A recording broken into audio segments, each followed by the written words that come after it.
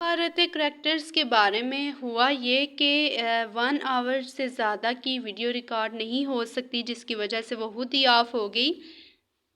तो ये हम पा रहे थे कि जो शेक्सपियर्स के जो करैक्टर हैं ना, वो जो हैं वो हमारे पास हेमलेट के जो हेमलेट जो शेक्सपियर ने लिखा उसके जो करैक्टर्स हैं वो बहुत ही यूनिक हैं और उनमें जो है वो मैचलेस वैरायटी है। और उसके अलावा अगर देखा जाए जो इसके जो प्लेस थे ये स्टेज में प्रोड्यूस हुए और ये मतलब मीन्स कि अगर देखा जाए ना कि बहुत ज़्यादा अटेंशन जो स्टूडेंट्स हैं इंग्लिश लिटरेचर की वो शेक्सपियर पे ही जाती है। जिससे पूछो उसे शेक्सपियर के बारे में ज़रूर पता होगा। अब जो शेक्सपियर के जो थे एक ग्रेट ड्रामाटिस्ट था जिसने वेरियस किस्म के मुख्तलिफ किस्म के ड्रामेटिक वर्क्स लिखे जो हमारे पास ये 16th सेंचुरी में हुए। अब उसके बाद जो है उसके जो इतनी ज़्यादा वैरायटी में जो हम उसके वर्क्स देखने हैं तो कितनी ज़्यादा इतने ज़्यादा ऐसे लोग होते हैं जिन्हें मतलब ये चीज़ ऐसे लगती है जैसे वो एक शॉकिंग लगती है। कोई ऐसे लोग हैं जो शेक्सपियर इतना बिलीव भी नहीं करते कि ये वाक़ई शेक्सपियर ने इतना कुछ लिखा है। क्या इतना एक बंदे में एक इतना बंदा इतना मल्टी टैलेंटेड हो सकता है कि वो इतनी चीज़ें लिख सके। तो ये जो चीज़ थी ये शेक्सपियर का था। हमने आज देखा हमने देखा ये जो सबसे इम्पोर्टेंट था ना वो स्पेनिश जो हमारे पास आता था ये थॉमस किड ने जो है वो स्पेनिश ट्रेजेडी जो लिखी। तो वो जो स्पेनिश ट्रेजेडी है वो बोला गया कि ये जो है वो थॉमस किड ने जो लिखी वो बहुत ही ज़्यादा इम्पोर्टेंट है और ये बोला गया कि ये जो है वो हायरोनिमो और ये जो था हायरोनिमो का जो है वो हायरोनिमा और जो हेमलेट है वो दोनों एक मतलब मीन्स के ये दोनों हमारे पास ये मैट होने का दिखावा करते हैं और लास्ट में दोनों अपना जो होता है ना उनका जो गोल होता है वो अचीव करने में कामयाब हो जाते हैं। तो इसमें ये हमारे पास ये स्पेनिश ट्रेजेडी जो है वो बताया गया कि ये शेक्सपियर्स के हेमलेट की तरह है। और उससे पहले हमने देखा कि जो क्रिस्टोफर मार्लो जो था जब मार्टी लाइन ऑफ मार्लो से बोला जाता था जो क्रिस्टोफर मार्लो का जो सबसे इम्पॉर्टेंट प्ले था डॉक्टर फास्टस था। डॉक्टर फास्टस जो था वो मोरालिटी प्ले था और फास्टस का मोरालिटी प्ले यही चीज़ है ये गुड और इवल के बारे में है और मॉरल वैल्यूज़ के बारे में है। हर चीज़ का जानना हमारे लिए ज़रूरी नहीं होता। तो ये जो चीज़ें थी वो इसमें आ जाती हैं। इसके अलावा ये इम्पॉर्टेंट आ जाते हैं मीन्स कि आपको ये 3 चीज़ें पता होनी चाहिए। स्पेनिश ट्रेजेडी का पता होना चाहिए ये उसके अलावा शेक्सपियर के जो प्ले हेमलेट है उसके बारे में आपको थोड़ा थोड़ा पता होना चाहिए। उसके अलावा डॉक्टर फास्टस के बारे में जो है वो डॉक्टर फास्टस जो है वो बहुत ही इम्पोर्टेंट हमारे पास ये मोरालिटी प्ले है ये मार्लो का।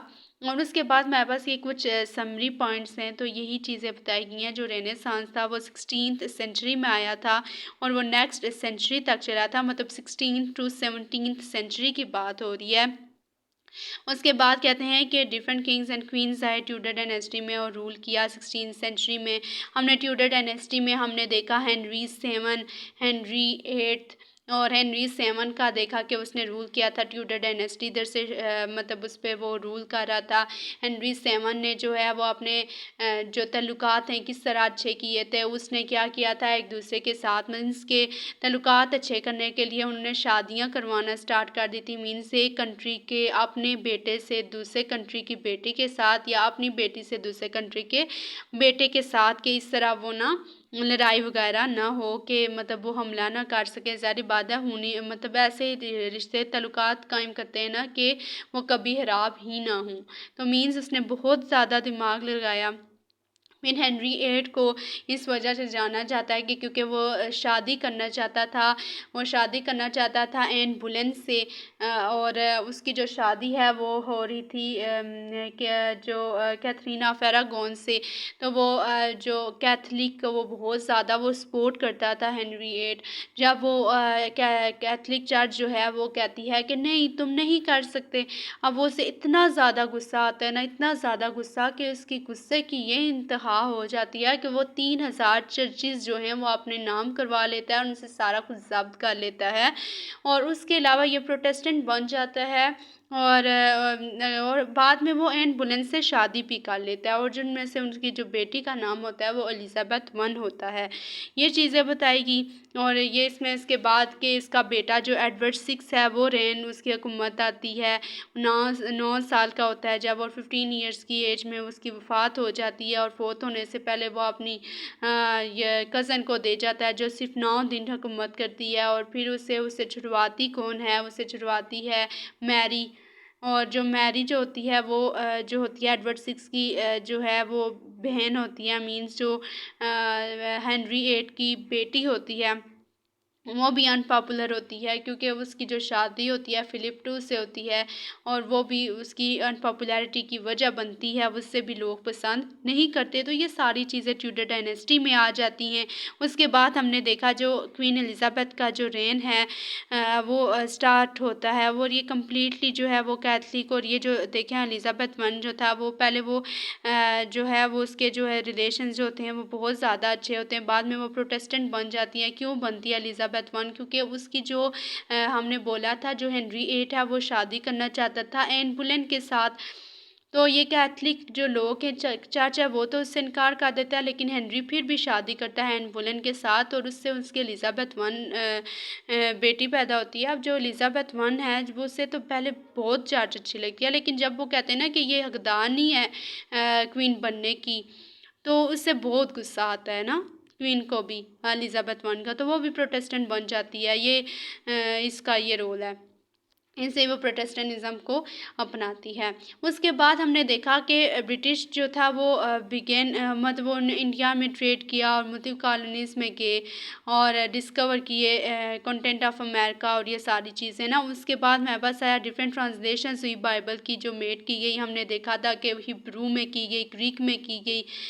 उसके अलावा ये विलियम टिंडेल ने की थी ना हिब्रू एंड ग्रीक में। हमारे पास ये जो है हमारे पास ट्रांसलेशंस और उससे अलावा जो हमने देखा था कि इसकी जो पहले जो की थी, पता नहीं किसने की थी लेकिन की थी, वो इंग्लिश में हो रही थी। उसके बाद हमारे पास हुआ कि इंग्लिश प्रोज़ जो है वो वाइडली यूज़ होने लगा हिस्टोरिकल रिकॉर्ड्स के लिए, पैम्फलेट्स प्रोड्यूस करने के लिए। मतलब मीन्स के प्रोज़ का बहुत ज़्यादा हमने देखा कि हर चीज़ में प्रोज़ को घुसेड़ देते थे। तो टेलिंग स्टोरीज़ में हर जगह प्रोज़ होता था और मैंने आपको बताया था जो प्रोज़ है वो पोइट्री की ही एक फॉर्म है, लेकिन जो प्रोज़ है उसमें हमारे पास कोई मेट्रिकल फॉर्म, कोई हम किसी चीज़ का रूल को फॉलो नहीं करते, लेकिन ये भी लाइन बाय लाइन होता है।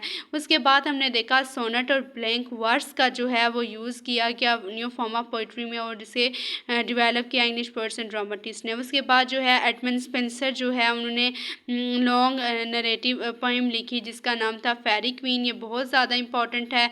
उसके बाद मेरे पास आया जो क्रिस्टोफर मार्लो और उधर यूनिवर्सिटी विट्स हैं, उन्होंने मुख्तलिफ किस्म के लिटरेरी वर्क्स लिखे। उसके बाद विलियम शेक्सपियर जो है उन्होंने प्रोड्यूस की पोइट्री सोनेट्स के फॉर्म में और नरेटिव पोइम्स लिखी in addition to several place. और ये चीज़ें हमारे पास आ जाती हैं और उम्मीद है कि आपको इसमें से एटलीस्ट इतना सही तो मुझे भी नहीं समझ आई, मीन्स जितना मुझे समझ आया मैंने समझाने की कोशिश की और उम्मीद है कि थोड़ी थोड़ी समझ आ गई होगी इंशाअल्लाह। जज़ाकल्लाहु खैरन।